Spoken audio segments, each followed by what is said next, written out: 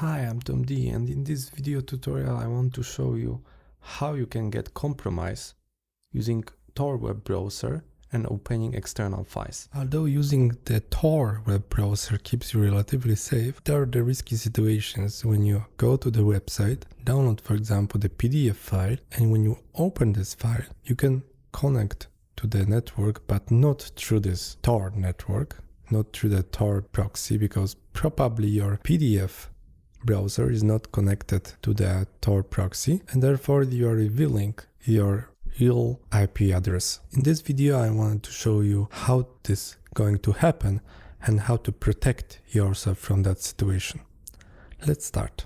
I prepared PDF file that you can use, so go to https://toughcoding.net. Here is my blog. I made an article where the PDF file is embedded.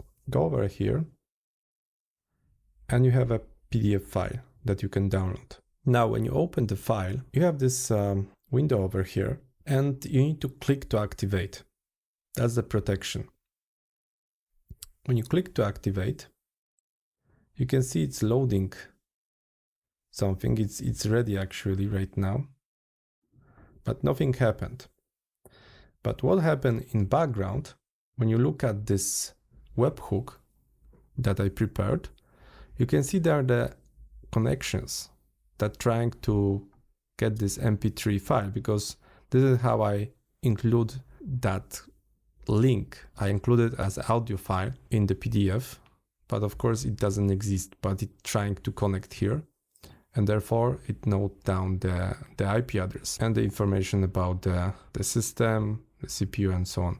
So this is connections that are made from the PDF to outside world. And this connection is done because there is no proxy through the Tor network installed in the Adobe Reader. Like Adobe Reader doesn't use Tor network, and therefore your IP address is compromised, is visible for outside. How to deal with that? You can start up this Dangerzone application, and here you can select suspicious documents.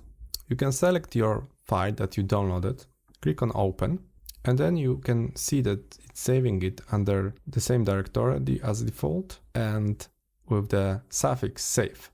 So convert to save, open save documents after converting. This not necessarily you need to choose, but it's up to you. You can also do the OCR, but let's convert it to save document.